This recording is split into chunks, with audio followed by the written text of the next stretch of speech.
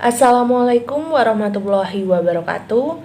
Selamat pagi, Ibu Ella dan teman-teman semuanya. Salam sejahtera bagi kita semua. Perkenalkan, kami dari kelompok 2, bimbingan kelompok offering A1B yang beranggotakan saya sendiri Alfia Husna Amalina Sugiyardi, kemudian ada Jusniar Sri Juliana, ada Revina Sedianingjati, ada Rizky Fadil, dan yang terakhir ada Zahra Berliana Mira yang akan mempresentasikan tentang metode diskusi kelompok dalam layanan bimbingan kelompok. Slide pengertian akan disampaikan oleh Saudara Revina, saya persilahkan. Yang pertama yaitu pengertian diskusi kelompok. Diskusi kelompok adalah suatu percakapan yang dilakukan oleh 3 orang atau lebih dengan melalui proses mencari suatu pemecahan masalah bersama-sama. Diskusi kelompok juga dapat diartikan sebagai format belajar mengajar yang menitik beratkan kepada interaksi antara anggota yang lain dalam suatu kelompok guna menyelesaikan tugas belajar secara bersama. Ada beberapa ciri-ciri diskusi kelompok. Yang pertama yaitu interaksi.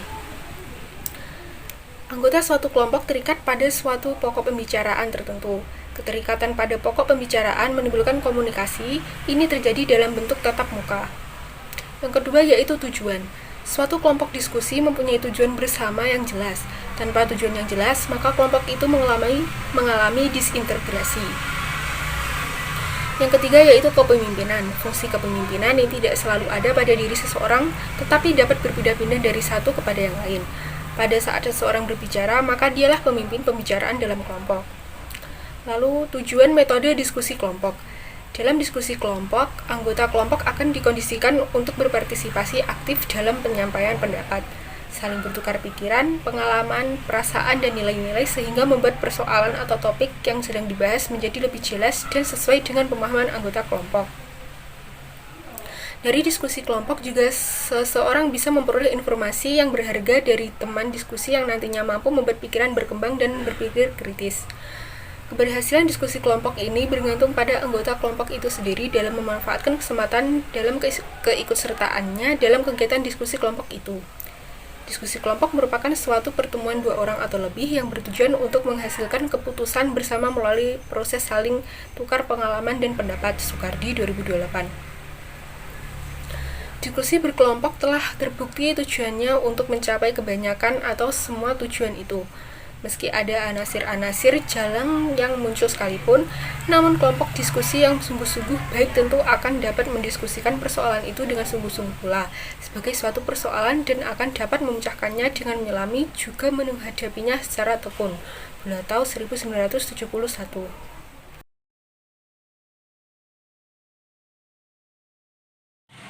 Baik, selanjutnya adalah manfaat metode diskusi kelompok, baik secara umum dari fungsinya maupun manfaatnya. Nah, yang pertama adalah mendorong siswa berpikir kritis. Jadi di sini tuh dengan diskusi kelompok, anggota dari diskusi tersebut dituntut untuk berpikir kritis seperti terus mengulas apa yang dibicarakannya. Kemudian ada mendorong siswa untuk mengekspresikan pendapatnya secara bebas. Di sini anggota diskusi kelompok boleh untuk mengekspresikan pendapatnya, entah perasaannya itu secara bebas tanpa ada yang ditahan. Nah, yang ketiga ada mendorong siswa untuk menyumbangkan bukti pikirannya untuk memecahkan masalah bersama. Nah, diharapkan ketika melakukan diskusi kelompok ini, setiap anggota itu bisa aktif untuk menyampaikan pendapatnya, entah itu solusi maupun kritik dan saran.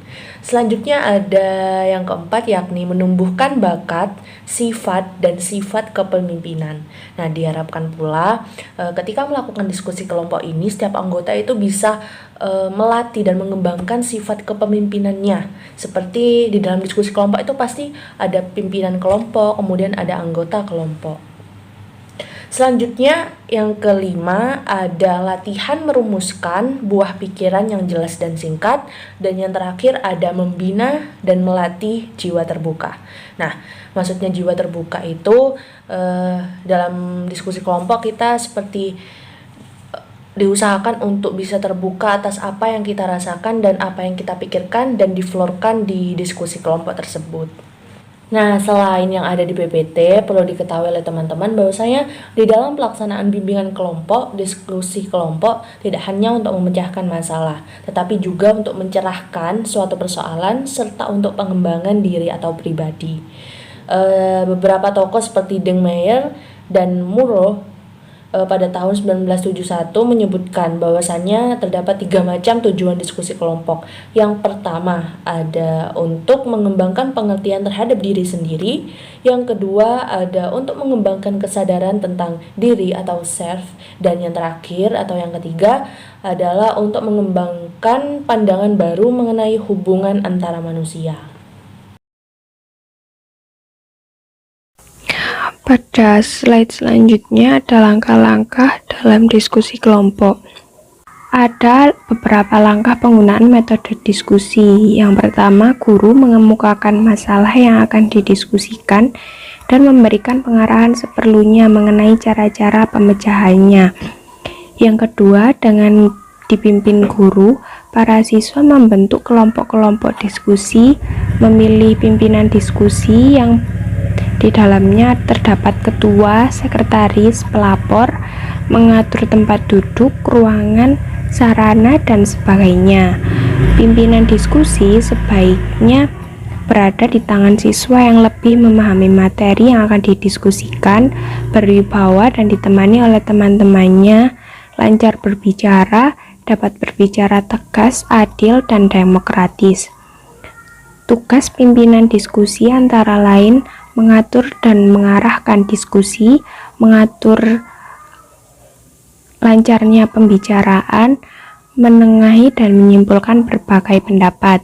Yang ketiga, para siswa berdiskusi dalam kelompoknya masing-masing, sedangkan guru berkeliling dari kelompok satu ke kelompok lain kalau ada lebih dari satu kelompok, menjaga ketertiban serta memberikan dorongan dan bantuan agar setiap anggota kelompok berpartisipasi aktif dan agar diskusi dapat berjalan dengan lancar.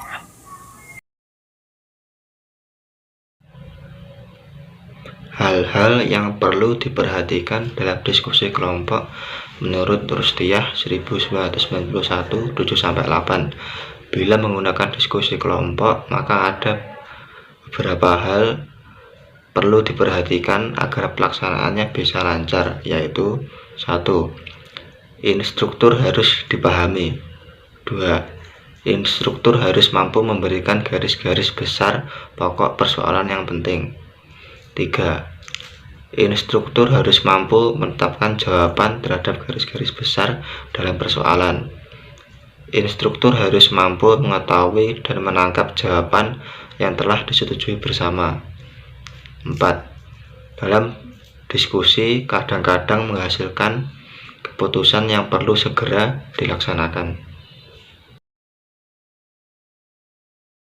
Yang terakhir adalah kekurangan dan kelebihan diskusi kelompok secara garis umum. Nah, yang pertama itu adalah kelebihan. Kelebihannya itu yang pertama adalah merangsang kreativitas siswa dalam bentuk ide, gagasan, prakarsa, dan terobosan baru dalam pemecahan suatu masalah.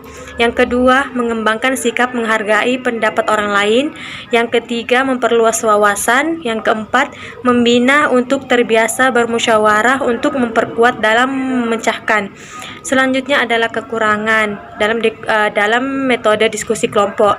Yang pertama adalah tidak dapat dipakai pada kelompok yang besar. Kedua, pembicaraan terkadang menyimpang sehingga memerlukan waktu yang panjang.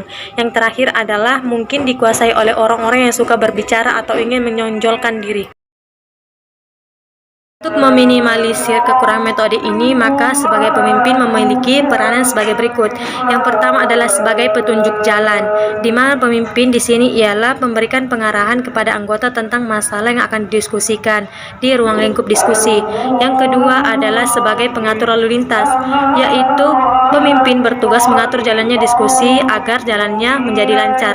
Dan yang terakhir, pemimpin sebagai pengatur dinding penangkis. Maksudnya apa? Di sini pemimpin ialah menerima pertanyaan-pertanyaan dari anggota kemudian memaparkannya kembali kepada anggota. Baik, terima kasih. Mungkin itu saja yang dapat kelompok 2 sampaikan atau jelaskan tentang metode diskusi kelompok dalam layanan bimbingan kelompok. Apabila terdapat kata-kata dari kelompok kami yang kurang berkenan, kami mohon maaf. Dan apabila dari teman-teman ada yang memiliki pendapat lain tentang materi metode diskusi kelompok ini, kami persilakan untuk mengikuti diskusi.